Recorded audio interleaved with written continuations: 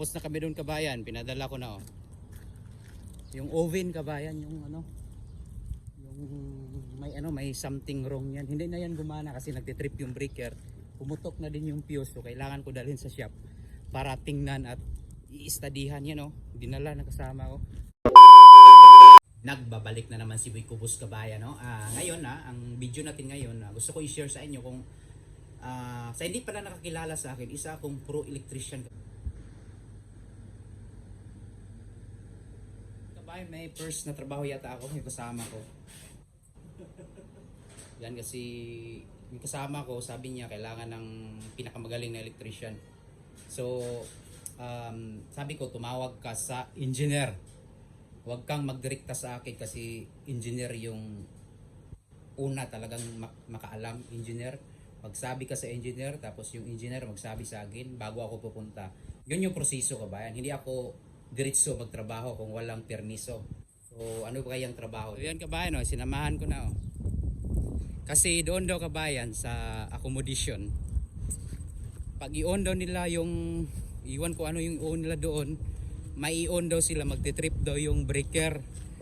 So dala ko yung lahat kong gamit para hindi na ako balik ng balik kasi ang init dito.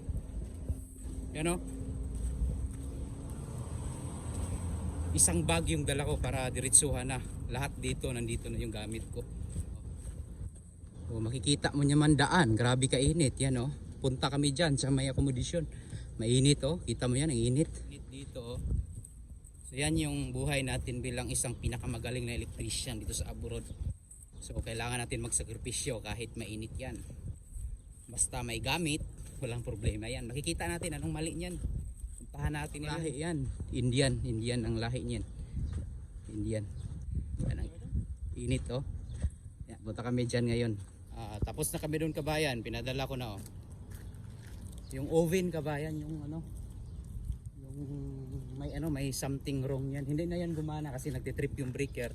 Pumutok na din yung fuse, so kailangan ko dalhin sa shop para tingnan at i-studyhan yan oh. Dinala na kasama ko. Kasi hindi na yan gumana, nagtitrip yung breaker eh. Ngayon hindi na gumana talaga kasi nga pumutok na yung fuse. Yan oh. Pinadala ko, titingnan natin kung anong sira niyan. Meron kasing mga maintenance sa mga bahay kabayan. Yan, mga accommodation ba? Accommodation, mga employee. Kaso nga nagbakasyon yung Pilipino. Di wala silang ibang makuha kundi ako. Kasi yung kasama ko nandito, itong building na to, construction sila. Ako lang yung maintenance ngayon. So ako yung mag-check ngayon kung anong problema niyan. Try natin kung mag-trip pa ba o hindi na. Pinadala ko. Ayan o, tiningnan ko na kabayan lahat. Tsaka meron kaming motor dito na kukunin kasi sira. Papalitan namin motor, may kukunin kami sa kabila oh. Kuha kami ng motor ng OB na yun kasi hindi talaga gumana. So sabi ng ito, nagtatrabaho kasi sa bahay kasi to. Hindi niya alam kasi ano to, hindi niya alam sa mga ganung trabaho. So puntahan natin, samahan natin kasi meron doon siyang motor ng OB na yun kasi chinik ko, walang continuity at saka nagtitrip. Shortage ang motor.